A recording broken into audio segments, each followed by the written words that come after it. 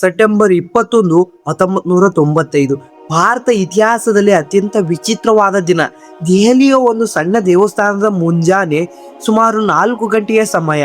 ಇಡೀ ನಗರವೇ ಗಾಢ ನಿದ್ರೆಯಲ್ಲಿದ್ದಾಗ ಆ ದೇವಸ್ಥಾನದ ಪೂಜಾರಿ ರಾಧಾಕೃಷ್ಣ ಭಾರದ್ವಾಜ್ ಅವರಿಗೆ ಒಳ್ಳೆ ನಿದ್ರೆ ಆವರಿಸಿತ್ತು. ಆದರೆ ಇದ್ದಕ್ಕಿದ್ದಂತೆ ಆ ಸೌಮ್ಯವಾದ ವಾತಾವರಣ ಸೀಳಿ ಹೋಗುತ್ತಿದ್ದಂತೆ ಯಾರೋ ಒಬ್ಬ ಭಕ್ತ ದೇವಸ್ಥಾನದ ಬಾಗಿಲನ್ನು ಜೋರಾಗಿ ದಬದಬ ಅಂತ ಬಡಿಯೋಕೆ ಶುರು ಮಾಡ್ತಾನೆ. ಗಾಬರಿಯಿಂದ ಎದ್ದ ಪೂಜಾರಿ ಬಾಗಿಲು ತೆಗೆದಾಗ ಆ ಭಕ್ತ ಉಸಿರು ಬಿಗಿ ಹಿಡಿದು ಒಂದು ಮಾತು ಹೇಳ್ತಾನೆ, ಸ್ವಾಮಿ ಬೇಗ ಬನ್ನಿ, ನಮ್ಮ ಗಣಪತಿ ದೇವಸ್ಥಾನದ ಗಣೇಶ ಮೂರ್ತಿ ಸ್ವತಃ ಹಾಲು ಕುಡಿಯುತ್ತಿದೆ ಅಂತ. ಪೂಜಾರಿಗೆ ಮೊದಲು ತನ್ನ ಕಿವಿಗಳೇ ನಂಬೋಕೆ ಆಗ್ಲಿಲ್ಲ.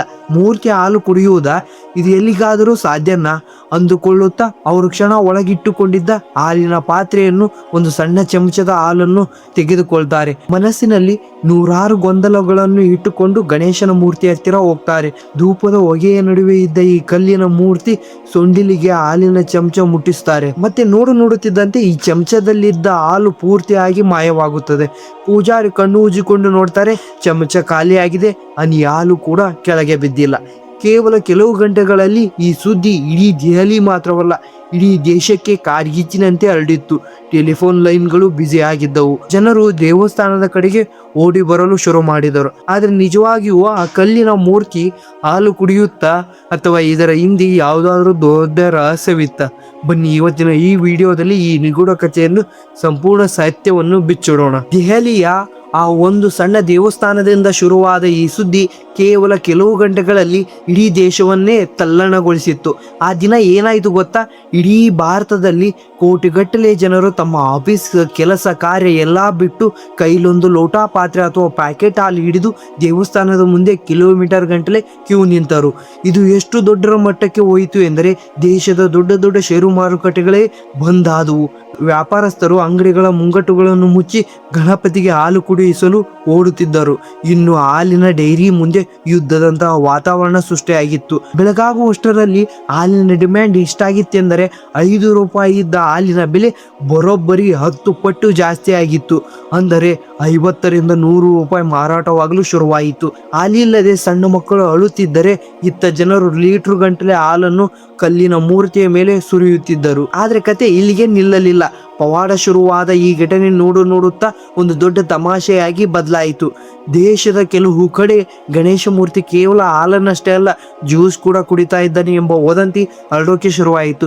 ಜನರು ಹುಚ್ಚು ಎಲ್ಲಿಗೆ ಹೋಯಿತು ಎಂದರೆ ಕೇವಲ ಗಣೇಶ ಮೂರ್ತಿ ಮಾತ್ರವಲ್ಲ, ರಸ್ತೆಯಲ್ಲಿ ಇದ್ದ ಬೇರೆ ಬೇರೆ ಪುತ್ಥಳಿಗಳಿಗೂ ಹಾಲು ಕುಡಿಸಲು ಜನರು ಮುಂದಾಗಿ ಬಿಟ್ರು. ಮುಂಬೈನಲ್ಲಿ ಕೆಲವು ಕಿಡಿಗೇಡಿಗಳು ಮಹಾತ್ಮ ಗಾಂಧೀಜಿಯವರ ಪುತ್ಥಳಿಗೆ ಮದ್ಯ ಕುಡಿಸಲು ಹೋದರು ಮತ್ತು ಆ ಮದ್ಯ ಕುಡಿದು ಮಾಯವಾಯಿತು ಎಂದು ಕೂಗಾಡಿದರು. ಇತ್ತ ಉತ್ತರ ಭಾರತದಲ್ಲಿ ಬಹುಜನ ಸಮಾಜ ಕಾರ್ಯಕರ್ತರು ಡಾಕ್ಟರ್ BR ಅಂಬೇಡ್ಕರ್ ಮತ್ತು ಗೌತಮ್ ಬುದ್ಧರ ಸ್ಟ್ಯಾಚ್ಯೂಗಳಿಗೆ ಹಾಲು ಕುಡಿಸಲು ಹೋದರು. ಇಡೀ ದೇಶದಲ್ಲಿ ಯಾರು ಯಾವ ಮೂರ್ತಿ ಸಿಕ್ಕರೂ ಚಮಚ ಹಿಡಿದು ನಿಲ್ಲುವಂತ ಪರಿಸ್ಥಿತಿ ನಿರ್ಮಾಣವಾಗಿತ್ತು. ಒಬ್ಬ ಬರಹಗಾರ ಆ ದಿನದ ಬಗ್ಗೆ ಬರೀತಾನೆ, ಬೆಳಗ್ಗೆ ಒಂದು ದೊಡ್ಡ ಪವಾಡದಂತೆ ಆರಂಭವಾದ ಈ ಘಟನೆ ಸಂಜೆ ಆಗುವಷ್ಟರಲ್ಲಿ ಇಡೀ ದೇಶಾದ್ಯಂತ ಒಂದು ದೊಡ್ಡ ಸರ್ಕಸ್ ಅಥವಾ ತಮಾಷೆಯಾಗಿ ಮಾರ್ಪಟ್ಟಿತ್ತು ಎಂದಿದ್ದಾರೆ.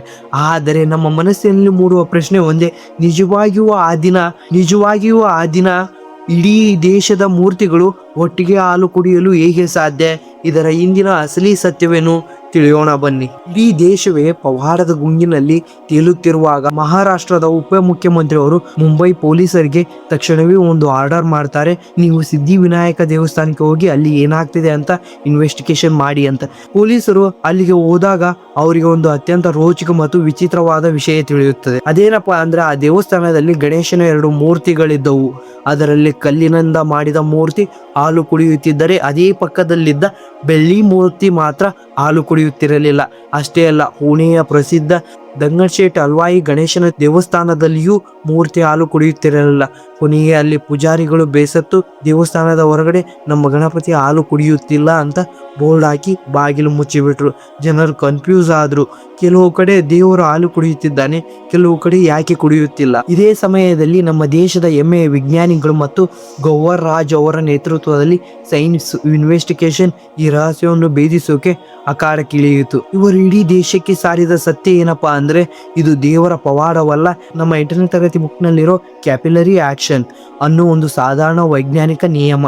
ಕ್ಯಾಪಿಲರಿ ಆಕ್ಷನ್ ಅಂದ್ರೆ ಏನು ಗೊತ್ತಾ? ಯಾವುದೇ ಒಂದು ದ್ರವ್ಯ ಪದಾರ್ಥ ಗುರುತ್ವಾಕರ್ಷಣೆ ವಿರುದ್ಧವಾಗಿ ಅತ್ಯಂತ ಸಣ್ಣ ರಂಧ್ರಗಳು ಅಥವಾ ಮೇಲ್ಮೈ ಮೂಲಕ ಮೇಲಕ್ಕೆ ಚಲಿಸುವ ಪ್ರಕ್ರಿಯೆ. ಕಾಡಿನ ದೊಡ್ಡ ದೊಡ್ಡ ಮರಗಳು ಬೇರಿನಿಂದ ಎಲೆಯವರೆಗೆ ನೀರನ್ನು ತಲುಪಿಸುವುದು ಇದೇ ನಿಯಮದ ಮೇಲೆ. ದೇವಸ್ಥಾನದ ಮೂರ್ತಿಗಳು ಮಣ್ಣು, ಕಲ್ಲು ಅಥವಾ ಚೀನಾದ ಜಲ್ಡಿ ಮಣ್ಣಿನಿಂದ ಮಾಡಿರ್ತಾರೆ. ಇವುಗಳಲ್ಲಿ ಕಣ್ಣಿಗೆ ಕಾಣದಷ್ಟು ಕೋಟ್ಯಾಂತರ ಸೂಕ್ಷ್ಮ ರಂಧ್ರಗಳಿರ್ತವೆ. ಯಾವಾಗ ಭಕ್ತರು ಹಾಲಿನ ಚಮಚವನ್ನು ಗಣೇಶನ ಸೊಂಡಿಲ ಮುಟ್ಟಿಸ್ತಾರೋ ಆ ಸೂಕ್ಷ್ಮವಾದ ರಂಧ್ರಗಳು ಹಾಲನ್ನು ತನ್ನ ಕಡೆಗೆ ಹೀರಿಕೊಳ್ಳಲು ಶುರು ಮಾಡುತ್ತದೆ. ಸೊಂಡಿಲು ಎಷ್ಟು ಚೂಪಾಗಿರುತ್ತದೆಯೋ ಕ್ಯಾಪಿಲರಿ ಆಕ್ಷನ್ ಅಷ್ಟು ಬೇಗ ಕೆಲಸ ಮಾಡುತ್ತದೆ. ಆದರೆ ಸಿದ್ಧಿವಿನಾಯಕ ಬೆಳ್ಳಿ ಮೂರ್ತಿಯಲ್ಲಿ ಯಾವುದೇ ರಂಧ್ರ ಇರಲಿಲ್ಲ. ಅದಕ್ಕೆ ಅದು ಹಾಲು ಕುಡಿಯುತ್ತಿರಲಿಲ್ಲ. ಜನರಿಗೆ ಚಮಚದಲ್ಲಿದ್ದ ಹಾಲು ಮಾಯವಾಗುತ್ತಿದ್ದಂತೆ ಕಾಣುತ್ತಿತ್ತು. ಆದರೆ ನಿಜವಾಗಿಯೂ ಆ ಹಾಲು ಮೂರ್ತಿಯ ಹಿಂಭಾಗ ಮತ್ತು ಪೀಠದ ಮೂಲಕ ಕೆಳಗೆ ಹರಿದು ಹೋಗುತ್ತಿತ್ತು. ವಿಜ್ಞಾನಿಗಳು ಈ ಪವಾಡದ ಮುಖವನ್ನು ಕಳಚಿಟ್ಟರು. ಆದರೆ ಜನರು ಇದನ್ನು ಒಪ್ಪಿಕೊಳ್ತಾರ? ಇಲ್ಲ, ಅದನ್ನ ತಿಳಿಯೋಣ. ವಿಜ್ಞಾನಿಗಳು ಲ್ಯಾಬ್ನಲ್ಲಿ ಡೆಮೋ ಮಾಡಿ ಇದರ ಹಿಂದಿರೋ ಕ್ಯಾಪಿಲರಿ ಆಕ್ಷನ್ ಸಾಬೀತಪಡಿಸಿದ್ರು ಕೂಡ ದೇಶದ ಕೋಟ್ಯಾಂತರ ಜನರು ಅದನ್ನು ಒಪ್ಪಿಕೊಳ್ಳೋಕೆ ಸಿದ್ಧ ಇರಲಿಲ್ಲ. ಇದು ನಮ್ಮ ವಿಜ್ಞಾನಿಗಳಿಗೆ ತಿಳಿಯದ ದೈವ ಶಕ್ತಿ ಅಂತಲೇ ವಾದ ಮಾಡಿದ್ರು. ಇಲ್ಲಿ ನಮ್ಮ ಮುಂದೆ ಮೂಡುವ ಅತ್ಯಂತ ದೊಡ್ಡ ಪ್ರಶ್ನೆ ಏನಪ್ಪಾ ಅಂದ್ರೆ, ನಾವು ಭಾರತೀಯರು ಇಷ್ಟೊಂದು ಸುರಕ್ಷಿತವಾಗಿದ್ದರೂ ಇಂಥ ಪವಾಡಗಳ ಕಂಡ ತಕ್ಷಣ ವಿಜ್ಞಾನಿಗಳನ್ನು ಮರೆತು ಅಷ್ಟು ಬೇಗ ಏಕೆ ನಂಬುತ್ತೇವೆ? ಇದು ಕೇವಲ 1995 ಗಣೇಶನ ಘಟನೆಗೆ ಮಾತ್ರ ಸೀಮಿತವಾಗಿಲ್ಲ. ನೆನಪಿಸಿಕೊಳ್ಳಿ, 2006ರಲ್ಲಿ ಮುಂಬೈನ ಮಾಯಿಮ್ ಕಡಲ ತೀರದಲ್ಲಿ ಒಂದು ವದಂತಿ ಹರಡಿತ್ತು. ಅಲ್ಲಿ ಸಮುದ್ರದ ಕೊಳಕು ನೀರು, ಇಂಡಸ್ಟ್ರಿಯಲ್ ವೇಸ್ಟ್ ಮಿಶ್ರಿತ ನೀರು ಅದಕ್ಕೆ ಧಾರ್ಮಿಕ ಕಾರಣವಿದೆ ಅಂತ ಜನರು ನಂಬಿಬಿಟ್ಟಿದ್ದರು. ತಜ್ಞರು, ವಿಜ್ಞಾನಿಗಳು ಅಪ್ಪ ಇದು ಇನ್ವೆಸ್ಟೆಡ್ ನೀರು, ಕುಡಿಯಬೇಡಿ, ಕಾಯಿಲೆ ಬರುತ್ತೆ ಅಂತ ಕೈ ಮುಗಿದು ಬೇಡ್ಕೊಂಡ್ರು ಜನರು ಕೇಳಲಿಲ್ಲ. ಬಾಟಲಿಗಳಲ್ಲಿ, ಕ್ಯಾನ್ಗಳಲ್ಲಿ ಆ ಗಲೀಜು ನೀರನ್ನು ತುಂಬಿಕೊಂಡು ಮನೆಗೆ ತಗೊಂಡು ಹೋಗಿ ತೀರ್ಥದ ದರ ಕುಡಿದರು. ನಂತರ ತಿಳಿದು ಬಂದಿದ್ದು ಏನಪ್ಪಾ ಅಂದ್ರೆ, ಆ ಭೂಗರ್ಭದ ಬಂಡೆ ಒಡೆದ ಸಿಹಿ ನೀರು ಸಮುದ್ರದ ಮೇಲೆ ಬಂದಿತ್ತು ಅಷ್ಟೇ. ಇದು ಕೇವಲ ಒಂದು ಧರ್ಮ ಅಷ್ಟೇ ಆಗಿರುತ್ತೆ ಅಂತ ಅನ್ಕೋಬೇಡಿ. 2012ರಲ್ಲಿ ಮುಂಬೈನಲ್ಲಿ ಕ್ರಿಶ್ಚಿಯನ್ ಸಮುದಾಯದ ಜನ ಯೇಸುವಿನ ಮೂರ್ತಿಯ ಕಾಲಿನಲ್ಲಿ ನೀರು ಬರ್ತಾ ಇದೆ, ಜೀಸಸ್ ಕಣ್ಣೀರು ಹಾಕುತ್ತಿದ್ದಾರೆ ಅಂತ ಪವಾಡಿನ ಹೆಸರಲ್ಲಿ ಮುಗಿಬಿದ್ದಿದ್ದರು. ಆದರೆ ಸತ್ಯ ತನಿಖೆ ಮಾಡಿದಾಗ ಗೊತ್ತಾಯಿದ್ದು ಏನಪ್ಪಾ ಅಂದ್ರೆ, ಈ ಮೂರ್ತಿಯ ಹಿಂಭಾಗದಲ್ಲಿದ್ದ ಒಳಚರಂಡಿಯ ಪೈಪ್ಲೈನ್ ಲೀಕ್ ಆಗಿ ನೀರು ಮೂರ್ತಿಯ ಕಾಲಿನ ಮೂಲಕ ಹೊರಗೆ ಬರ್ತಾ ಇತ್ತು. ಯಾರು ಈ ಸತ್ಯವನ್ನು ಹೊರಗೆ ಹಾಕ್ತಾರೋ ಅವರಿಗೆ ಕೊಲೆಯ ಬೆದರಿಕೆ ಕೂಡ ಬಂದಿದ್ದವು. ನಮ್ಮ ದೇಶದಲ್ಲಿ 95% ಹೆಚ್ಚು ಜನ ದೇವರಲ್ಲಿ ಅಪಾರ ನಂಬಿಕೆ ಇಡ್ತಾರೆ. ಈ ನಂಬಿಕೆ ಇಡುವುದು ತಪ್ಪಲ್ಲ. ಆದರೆ ಯಾವಾಗ ನಮಗೆ ಒಂದು ಘಟನೆಯ ಹಿಂದಿರುವ ಕಾರಣ ಅರ್ಥವಾಗುತ್ತದೆಯೋ ಆಗ ನಾವು ತಕ್ಷಣ ನಮ್ಮ ಬುದ್ಧಿ ಮತ್ತು ವಿಜ್ಞಾನಕ್ಕೆ ರಜೆ ಕೊಟ್ಟು ಅದನ್ನು ದೈವಿಕ ಪವಾಡ ಅಂತ ನಂಬಿಬಿಡ್ತೇವೆ. ಕುರುಡು ನಂಬಿಕೆ ಎನ್ನುವುದು ವಿಜ್ಞಾನಕ್ಕಿಂತ ವೇಗವಾಗಿ ನಮ್ಮ ಮನಸ್ಸನ್ನು ಆವರಿಸಿಬಿಡುತ್ತದೆ. ಆದರೆ ಈ ಮಾನಸಿಕತೆಯ ಹಿಂದೆ ಕೆಲವು ಧರ್ಮ ಮಾತ್ರ ಇರಲಿಲ್ಲ, ದೇಶದ ಪರಿಸ್ಥಿತಿಗೂ ಕಾರಣವಾಗುತ್ತಿತ್ತು. ಅದು ಹೇಗೆ ಅನ್ನೋದನ್ನ ತಿಳಿಯೋಣ. 1995ರ ಆ ದಿನ ವಿಜ್ಞಾನದ ಸೋಲಾಗಿರಲಿಲ್ಲ, ಅದು ಇಂದಿನ ಭಾರತದ ಸಮಾಜದ ಸಾಮಾಜಿಕ ಮತ್ತು ರಾಜಕೀಯ ಪರಿಸ್ಥಿತಿಯ ದೊಡ್ಡ ಪಾತ್ರವಾಗಿತ್ತು. ನಾವು ಇತಿಹಾಸ ಪುಟಗಳನ್ನು ತಿರುವಿ ನೋಡಿದರೆ 1995ರ ಆ ಕಾಲಘಟ್ಟದಲ್ಲಿ ಭಾರತದಾದ್ಯಂತ ಭಾರಿ ಬದಲಾವಣೆಗಳು ನಡೆಯುತ್ತಿದ್ದವು. ಮಂಡಲ್ ಕಮಿಷನ್ ವರದಿ ಜಾರಿ ದೇಶಾದ್ಯಂತ ತಲ್ಲಣ ಸೃಷ್ಟಿಸಿತ್ತು. ಅದರ ಜೊತೆಗೆ 1991ರ ಭಾರತದ ಆರ್ಥಿಕ ಉದಾರೀಕರಣ ಆಗಿದ್ದರಿಂದ ಹೊಸ ಜಾಗತಿಕ ಪೈಪೋಟಿ ಎದುರಿ ಹಲವು ಉದ್ಯಮಿಗಳು ಮತ್ತು ಮಧ್ಯಮ ವರ್ಗದ ಜನರಲ್ಲಿ ತಮ್ಮ ಭವಿಷ್ಯದ ಬಗ್ಗೆ ತೀವ್ರ ಆತಂಕವಿತ್ತು. ರಾಜಕೀಯವಾಗಿಯೂ ದೇಶಾದ್ಯಂತ ಅಸ್ಥಿರವಾಗಿತ್ತು. ಬಾಬರಿ ಮಸೀದಿ ವಿವಾದ ನಂತರ ದೇಶಾದ್ಯಂತ ಕೋಮು ಸೌಹಾರ್ದತೆ ಕೆಟ್ಟಿತ್ತು. ಮುಂಬೈನ ಸರಣಿ ಬಾಂಬೆ ಸ್ಫೋಟದ ಗಾಯ ಇನ್ನೂ ಹಸಿಯಾಗಿಯೇ ಇತ್ತು.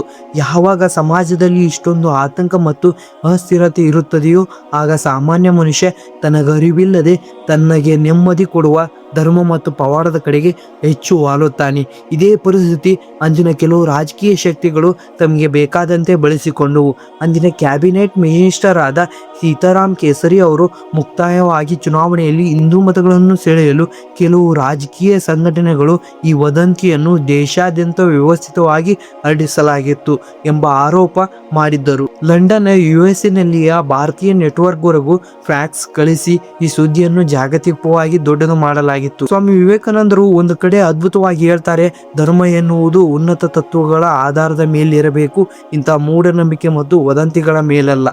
ಆದರೆ ದುರಂತವೇನೆಂದರೆ ಇಂಥ ವದಂತಿಗಳು ಸುಳ್ಳು ಎಂದು ಸಾಬೀತುಪಡಿಸಲು ಹೋರಾಟ. ನರೇಂದ್ರ ದಾಭೋಲ್ಕರ್ ಅವರ ವಿವಾದಾಚಾರಿಗಳು ನಮ್ಮ ಸಮಾಜ ಹತ್ಯೆ ಮಾಡಲಾಯಿತು. ಇವತ್ತು ನಮ್ಮ ದೇಶ ಎಲ್ಲಿದೆ ಗೊತ್ತಾ? ಒಂದು ಕಡೆ ನಾವು ಹೆಮ್ಮೆ ಪಡುವ ಇಸ್ರೋ ಸಂಸ್ಥೆಯ ಮೂಲಕ ಚಂದ್ರನ ದಕ್ಷಿಣ ಧ್ರುವಕ್ಕೆ ನೌಕೆ ಕಳುಹಿಸಿ ಮಂಗಳ ಗ್ರಹ ಮುಟ್ಟಿ ಜಗತ್ತನ್ನೇ ಬೆರಗಾಗುವಂತೆ ವಿಜ್ಞಾನಿಗಳಲ್ಲಿ ಮುನ್ನುಗ್ಗುತ್ತಿದ್ದೆವು. ಆದರೆ ಮತ್ತೊಂದೆಡೆಗೆ ಇಂದಿಗೂ ಸಣ್ಣದೊಂದು ವದಂತಿ ಹರಡಿದರೆ ವಿಜ್ಞಾನವನ್ನು ಮರೆತು ಮುಗಿಬೀಳುವ ಮಾನಸಿಕತೆ ಇಲ್ಲಿದೆ. ನಮ್ಮ ಸಂವಿಧಾನದ ಆರ್ಟಿಕಲ್ 51A ನಲ್ಲಿ ಸ್ಪಷ್ಟವಾಗಿ ಬರೆಯಲಾಗಿದೆ, ಪ್ರತಿಯೊಬ್ಬ ಭಾರತೀಯನು ತನ್ನಲ್ಲಿ ಸೈಂಟಿಫಿಕ್ ಟೆಂಪರ್ ಅಂದರೆ ವೈಜ್ಞಾನಿಕ ಮನೋಭಾವ ಮತ್ತು ಪ್ರಶ್ನಿಸುವ ಗುಣವನ್ನು ಬೆಳೆಸಿಕೊಳ್ಳಬೇಕು. ನಂಬಿಕೆ ಖಂಡಿತ ಇರಲಿ, ಆದರೆ ಅದು ಕುರುಡು ನಂಬಿಕೆಯಾಗದಿರಲಿ. ಯಾವುದೇ ಪವಾಡ ಸುದ್ದಿ ಕೇಳಿದಾಗ ಹೇಗೆ, ಏಕೆ ಎಂದು ಪ್ರಶ್ನಿಸುವುದೇ ನಾವು ವಿಜ್ಞಾನಕ್ಕೆ ಮತ್ತು ದೇಶಕ್ಕೆ ಕೊಡುವ ನಿಜವಾದ ಗೌರವ. ನಿಮಗೆ 1995ರ ಈ ಗಣೇಶನ ರಹಸ್ಯದ ಕಥೆ ಮತ್ತು ಅದರ ಹಿಂದಿನ ವಿಜ್ಞಾನದ ವಿಶ್ಲೇಷಣೆ ಇಷ್ಟವಾಗಿದ್ದರೆ ವಿಡಿಯೋವನ್ನು ಲೈಕ್ ಮಾಡಿ, ನಿಮ್ಮ ಅನಿಸಿಕೆಗಳನ್ನು ಕಾಮೆಂಟ್ ಮಾಡಿ. ಇಂತಹ ಮತ್ತಷ್ಟು ಆಸಕ್ತಿದಾಯಕ ವಿಡಿಯೋಗಳಿಗಾಗಿ ನಮ್ಮ ಚಾನಲ್ಗೆ ಈಗಲೇ ಸಬ್ಸ್ಕ್ರೈಬ್ ಆಗಿ. ಮುಂದಿನ ವಿಡಿಯೋದಲ್ಲಿ ಮತ್ತೊಂದು ಹೊಸ ವಿಷಯದೊಂದಿಗೆ ಸಿಗ್ತೀನಿ. ಅಲ್ಲಿವರೆಗೂ